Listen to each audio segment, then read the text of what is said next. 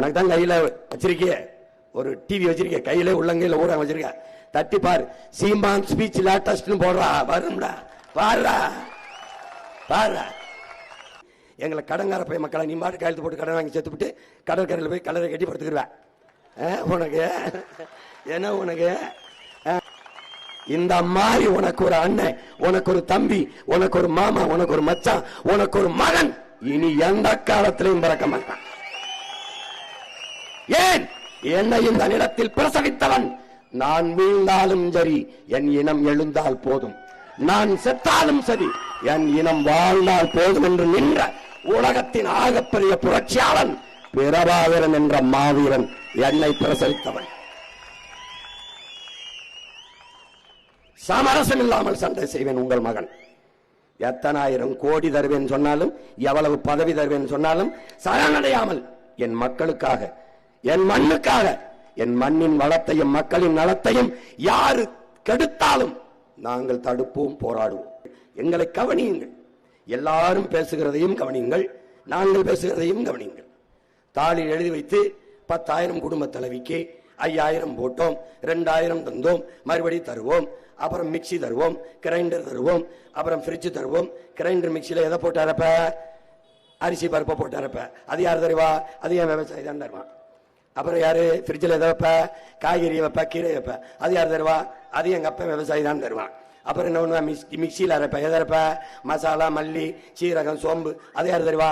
அது எங்க ஆத்தா விவசாயி தான் தருவான். நான் என்ன செய்யறேன்? தகர்க்கல இந்த நிலைமையை. ஒரு தன்மானத்தோடு தலைமைந்தவாட தற்சார்பு வாழ்க்கை உனக்கு தந்துடுறேன். எப்படி? உனக்கு வேலை கொடுக்குறேன், வருமானம் கொடுக்குறேன், நீயே உனக்கு வேண்டியதை வாங்கிக்க, எவனையும் சார்ந்து நிக்காத.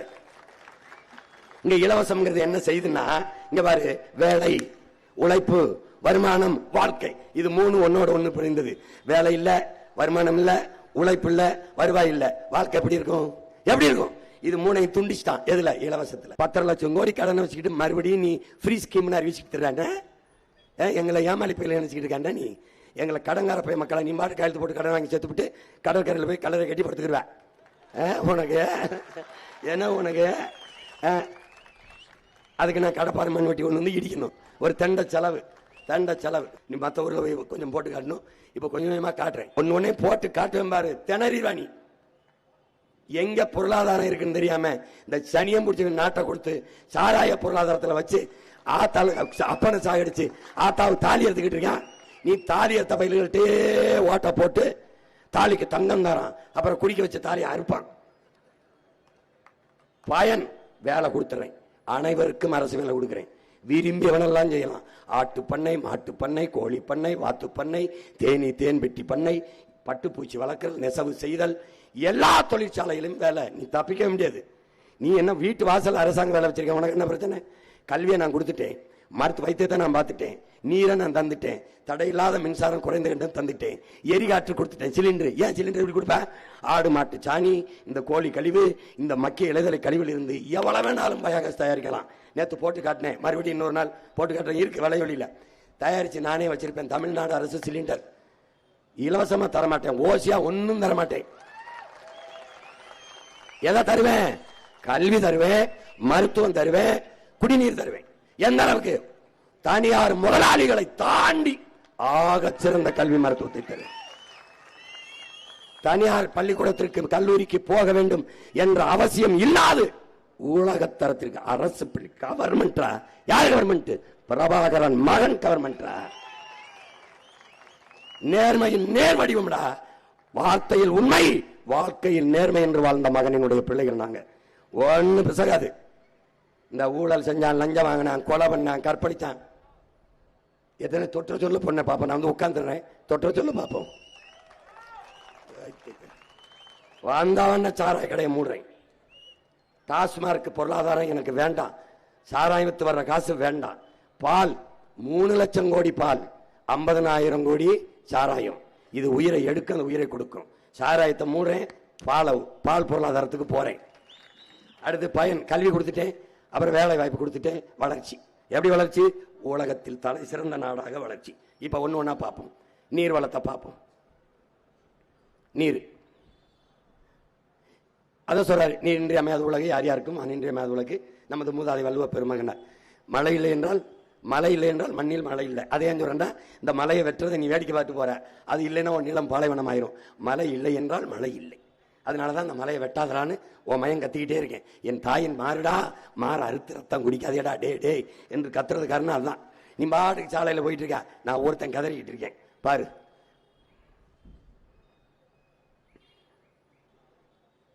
நிலம் இல்லை என்றால் நீ இல்லை, நான் இல்லை, எது இல்லை. என்ன சொல்ல வரா?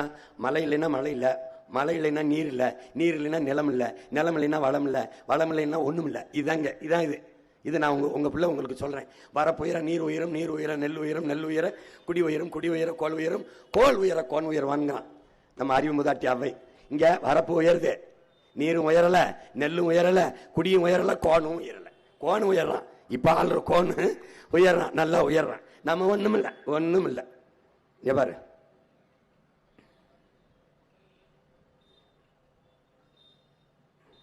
இதுல என்ன சொல்றான் மோசிக்கிறனார்? நெல்லும் உயிரென்று, நீரும் உயிரென்று, மன்னன் உயிர் தே மலர்தலை உலகம்ங்கிறான். என்ன சொல்றான்? நெல் உயிர் தான், நீரும் உயிர் தான். ஆனால் இதையெல்லாம் ஒரு நல்ல மன்னன் அமையவில்லை என்றால், நல்ல தலைமை அந்த நாட்டுக்கு உருவாகவில்லை என்றால் இதெல்லாம் உயிரா இருக்காது. இப்ப நெல்லு நீரும் உயிரா இருக்கா? மன்னன் உயிர்த்தே மலர்தலை உலகம்ங்கிறான்.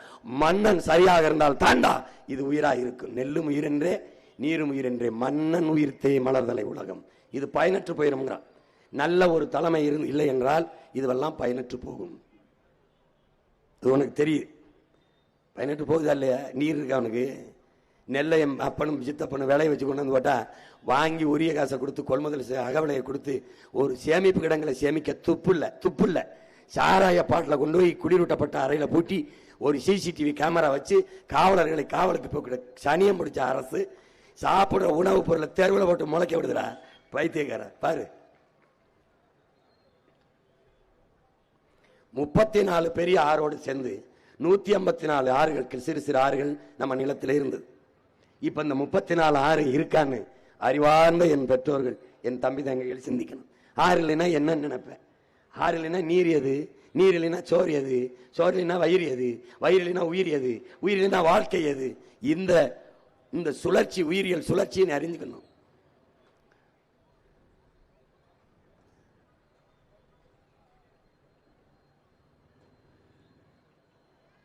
காவிரி தென்மண்ணை பாலாறு, தமிழ் கண்டதோடு வைகை பொருணை நதி என மேவிய பல ஆறுவோட திருமேனி செழித்த தமிழ்நாடு நம்முடைய பெரும்பாவனன் பாட்டன் பாரதி பாடுறான். ஆறெல்லாம் இருந்தது சரிதான், இப்ப இருக்குதாங்கிறதான் கேள்வி. அவன் பாடிட்டு போயிட்டான். இதெல்லாம் இந்த நாசத்தை எல்லாம் பாக்குறதுக்கு முன்னாடி செத்து போயிட்டான்.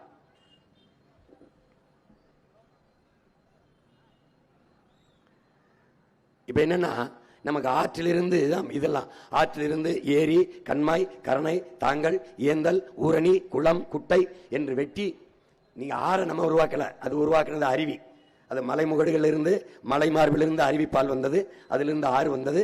ஆறிலிருந்து தான் மற்றது நம்ம ஏரி, குளம், குட்டை, கண்மாய், தாங்கல், ஏந்தல், கரணை இதெல்லாம் நம்ம வெட்டிக்கிட்டோம். குளமெல்லாம் நம்ம வெட்டிக்கிட்டோம்.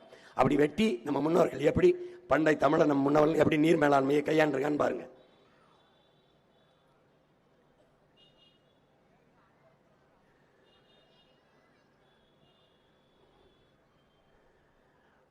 ஆயிரத்தி 1970 40,000 நீர்நிலைகள் இருந்திருக்கு. இப்ப 20,000 கூட இல்லை. இதுதான் கொடுமை. 150 லட்சம் குறுக்கம் விளைநிலங்களை வச்சு வேளாண்மை செஞ்ச நாம 120 லட்சம் குறுக்கங்களாக குறைஞ்சிருக்கோம். 30 லட்சம் குறுக்கம் நம்ம ஏக்கர் விளைநிலங்களை விட்டு வெளியேறி இருக்கோம். வடகிழக்கு பருவமழை, தென்மேற்கு பருவமழை என்று 2 பருவமழையில் பெய்து இந்த நிலத்தை செழிக்க வச்சது. மாநிலங்கள் அதிக மழைப்பொழிவு பெறுகிற மாநிலத்தில் நம்ம மாநிலம் இருக்கு. நமக்கு போதுமானவனுக்கு மழை நீர் இருக்கு, நீர் இருக்கு. ஆனா அதை சேமிக்காத பொறுப்பற்றவன்ட்ட அரசு இருக்கு, அதிகாரம் இருக்கு. அதான் பிரச்சனை.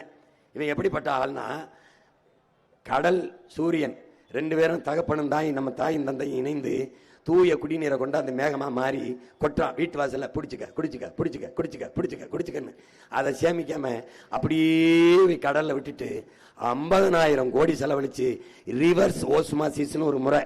அந்த முறைக்கு சொந்தக்காரன், அதுக்கு பேட்டன் ரைட்ஸ் வச்சிருக்கேன், உரியவன் அமெரிக்கா. ஒரு மடக்கு நீ போத்தல் இப்படி அண்ணா குடிக்கிறல, அந்த ஒவ்வொரு மடக்குக்கு அமெரிக்காவுக்கு காசு கொடுக்குறேன். அந்த ரிவர்ஸ் ஓஸ்மாசிஸ்ங்கிற முறையில் சுத்திகரிச்சு இவன் கொடுக்குறான்.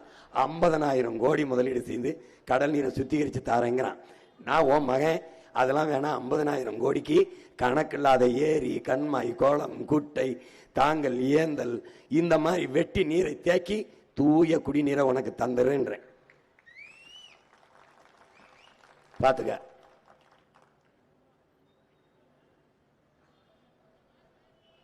கேரளாவிலையும் கர்நாடகாவிலையும் 100 TMC, 150 TMC, 90 TMC ஒவ்வொரு ஆண்டும் நம்ம போராடி போராடி கெஞ்சி பெற வேண்டியது இருக்கு.